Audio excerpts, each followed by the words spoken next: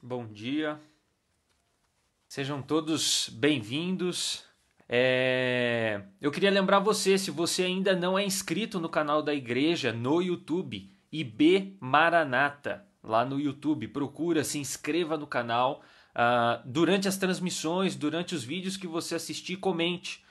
Isso ajuda bastante a gente a ganhar funcionalidades no YouTube e isso ajuda também com que o vídeo seja divulgado para mais pessoas. Ó. Então isso é uma ótima oportunidade. Também no nosso Instagram, se você ainda não segue a página da igreja no Instagram, siga IBMSJC. Também nos ajuda bastante a liberar funções na plataforma. Bom, irmãos, vamos começar então a nossa devocional aqui. Eu gostaria mais uma vez então de dar um bom dia aos irmãos, às irmãs e a você que nos visita, está acompanhando essa devocional aqui.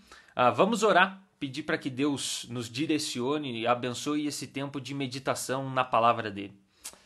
Senhor nosso Deus, nosso Pai, louvado seja o teu nome por mais esse dia que o Senhor nos dá a possibilidade de estarmos juntos e conectados para meditarmos na tua palavra.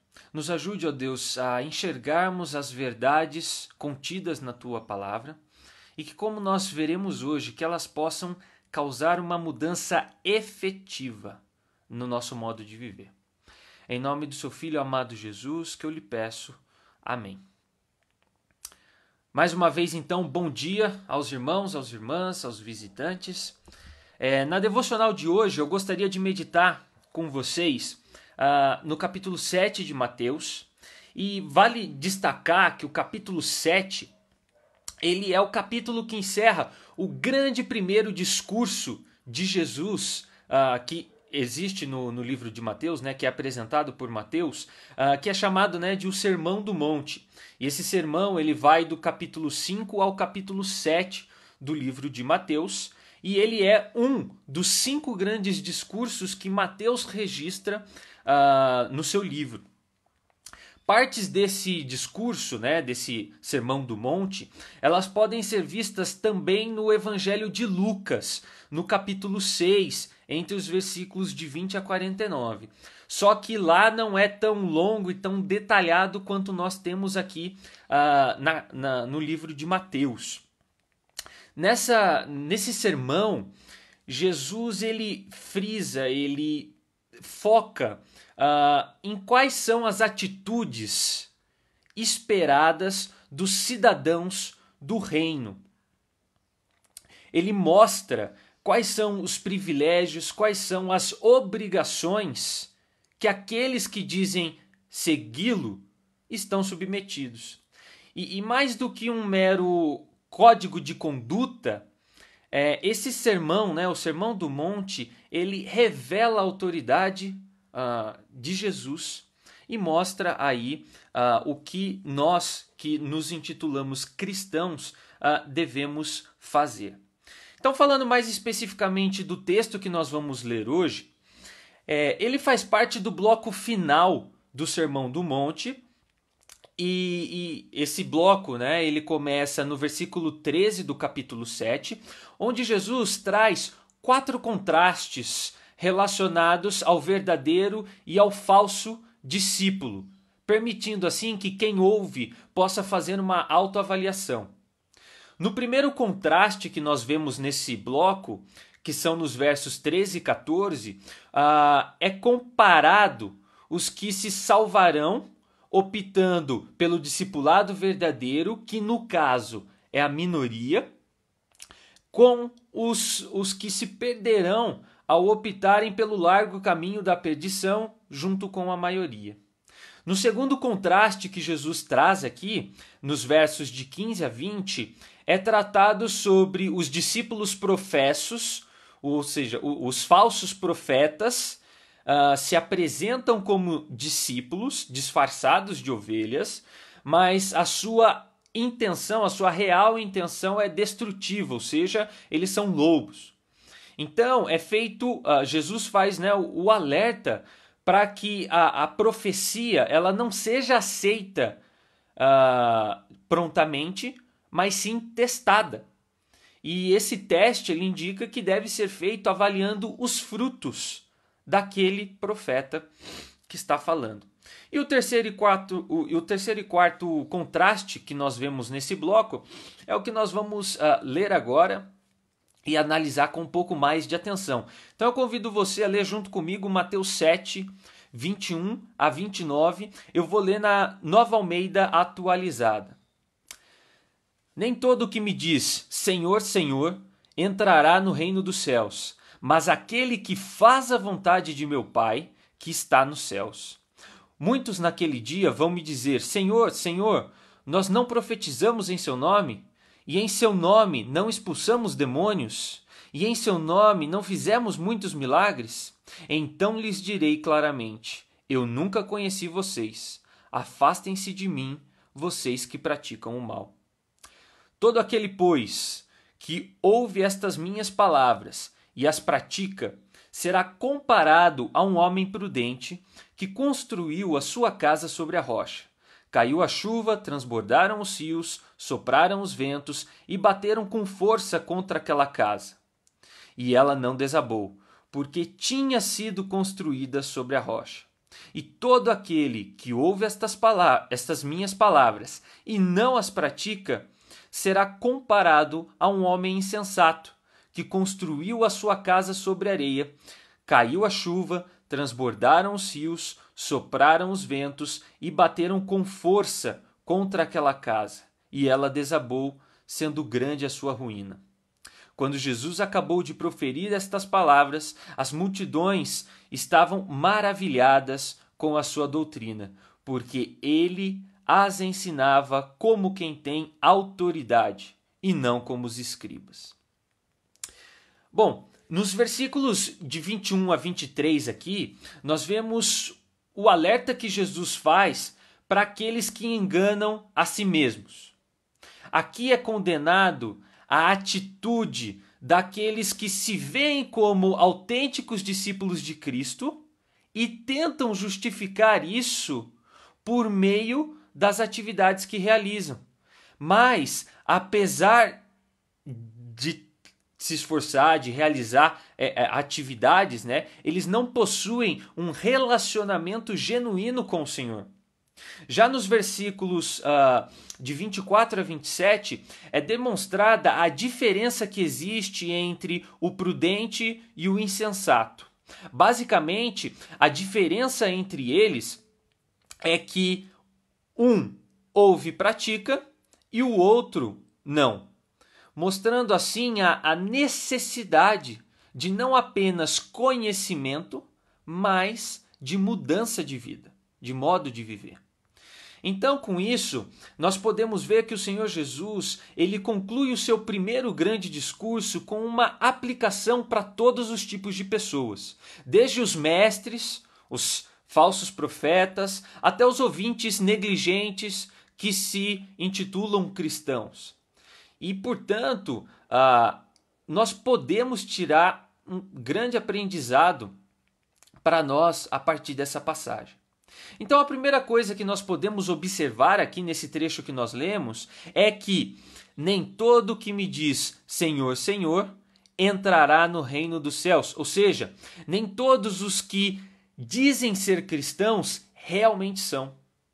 Irmãos, irmãs, você que nos visita, não é o fato de nós sermos batizados, não é o fato de termos grande conhecimento intelectual da palavra de Deus, não é o fato de trabalharmos com dedicação e empenho na igreja que justifica, ou melhor, que significa que nós somos cristãos verdadeiramente genuínos.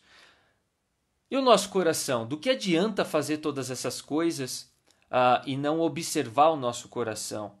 Quando nós desempenhamos essas atividades na igreja, ou quando nós adquirimos conhecimento sobre Deus, será que nós estamos praticando a vontade dele? Será que nós temos vivido de forma santa e humilde como ele ordena? Ser salvo é muito mais do que se auto-intitular cristão. Ser servo de Deus é muito mais do que uma mera profissão de fé. Como nós vimos há 2 semanas atrás, na última devocional que eu dei, o Senhor requer de nós muito mais do que conhecimento, muito mais do que trabalho na igreja. Miqueias 6,8 deixa muito claro: e o que o Senhor pede de você, que pratique a justiça, ame a misericórdia e ande humildemente com o seu Deus.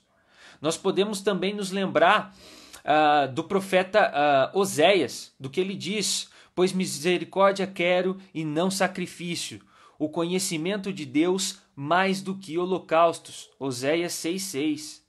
Meus irmãos e irmãs, nós somos chamados a praticar a justiça, a demonstrar a misericórdia, e nós somos chamados a conhecer e andar com Deus. Não é só conhecer Deus, não é só fazer a justiça, não.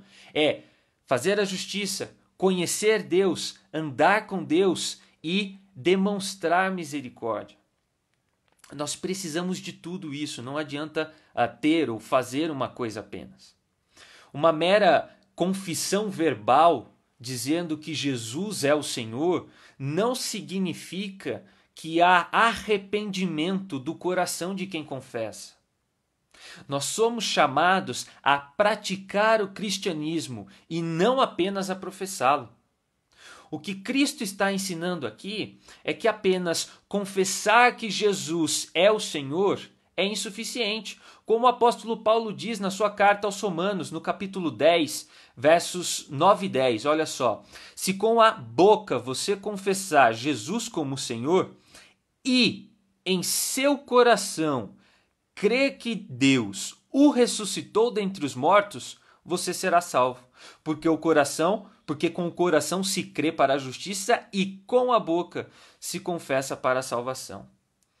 As pessoas precisam confessar, nós precisamos confessar com sinceridade e crer genuinamente no senhorio de Cristo.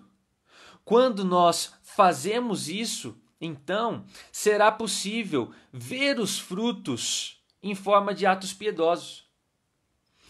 Alguém que genuinamente ama, reconhece Cristo como seu Senhor e Salvador, gera frutos e é visível.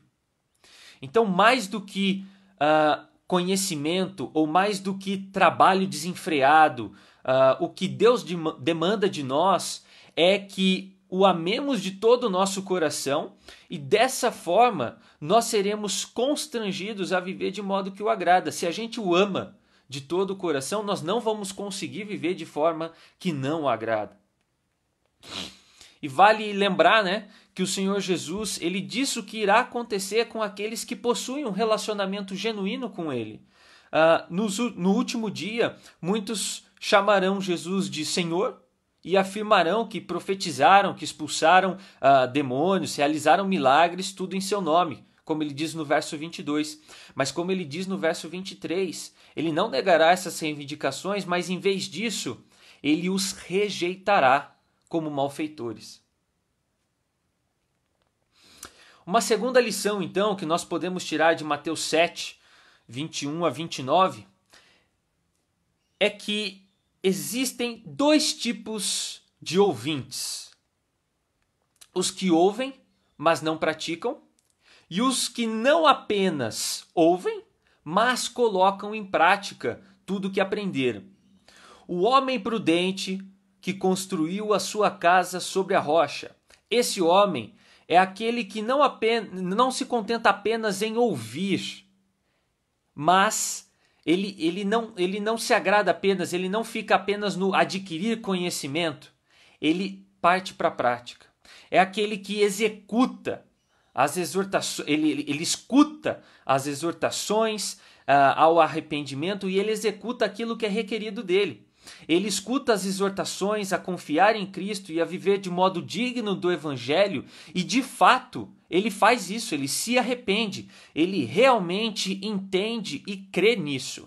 Ele deixa a velha natureza, se reveste da nova natureza criada por Deus. O prudente, ele deixa as coisas velhas para trás, a maldade, a escravidão do pecado ficou para trás para ele. E ele passa a perseguir o novo. Ele aprende a fazer o bem, ele persegue a justiça e a retidão. Ele passa da condição de mero ouvinte a um verdadeiro praticante da palavra de Deus. E essa é a atitude esperada do verdadeiro cristão, e nós podemos ver isso em toda a Escritura e, por exemplo, no livro, na carta de Tiago. Tiago 1, 22 a 25, veja só. Sejam praticantes da palavra e não somente ouvintes, enganando a vocês mesmos. Porque se alguém é ouvinte da palavra e não praticante, assemelha-se àquele que contempla o seu rosto natural no espelho, pois contempla a si mesmo, se retira e logo esquece como era a sua aparência. Mas aquele que atenta bem para a lei perfeita, lei da liberdade, e nela persevera, não sendo ouvinte que logo se esquece, mas operoso praticante, esse será bem-aventurado no que realizar. Meus irmãos e irmãs, nós somos chamados a praticar aquilo que aprendemos. Nós não devemos ser meros, simples estudiosos e ficar apenas no campo da discussão e da argumentação. Nós somos chamados a viver aquilo que cremos. O debate, o estudo, a reflexão, eles são importantes? Sim, são muito importantes. Mas a prática também é. E nós não podemos nos esquecer da prática. A prática é essencial. E qual que é o benefício de viver aquilo que nós cremos?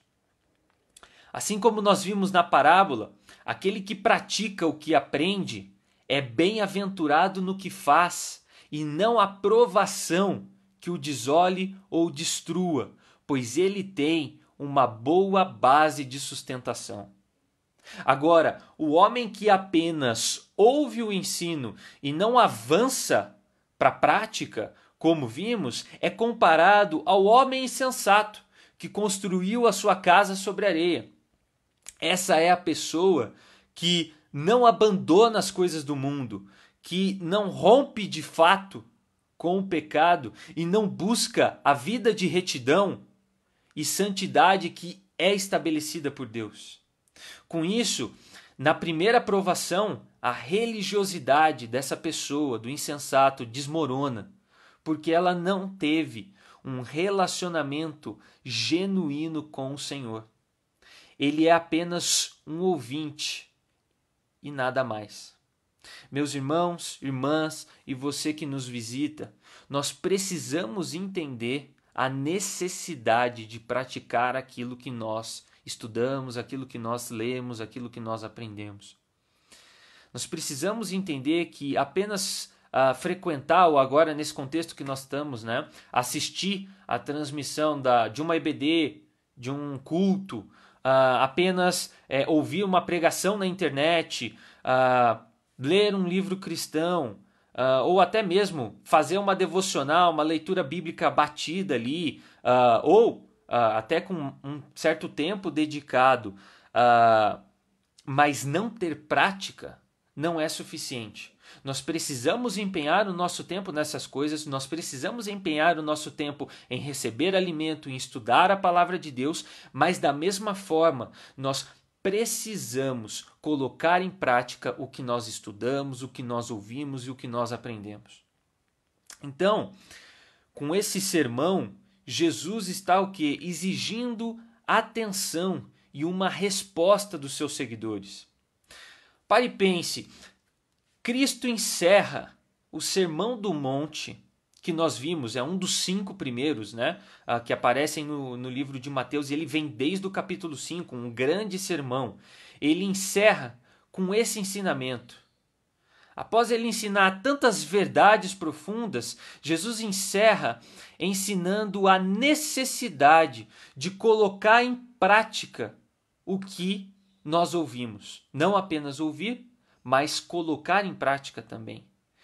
Isso, meus irmãos, precisa ser entendido por nós. Isso precisa ser uma verdade na nossa vida. A nós só nos resta obedecer, responder com obediência ao que Cristo nos ensina aqui. O meu desejo é que nós possamos, com essa passagem, entender que mais do que um mero professar, que mais do que apenas mostrar de forma externa que nós somos cristãos, mais do que adquirir conhecimento ou trabalhar intensamente para o reino, nós somos chamados a genuinamente, com o nosso coração, crer que Jesus é o Senhor.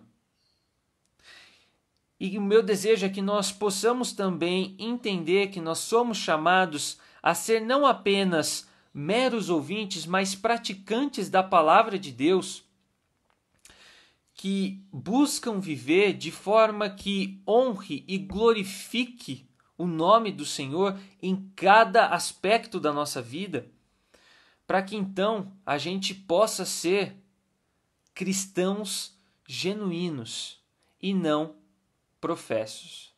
Que nós possamos entender que apenas dizer que nós somos cristãos não é suficiente. Nós precisamos praticar, e ser cristão genuíno gera frutos, e esses frutos são visíveis.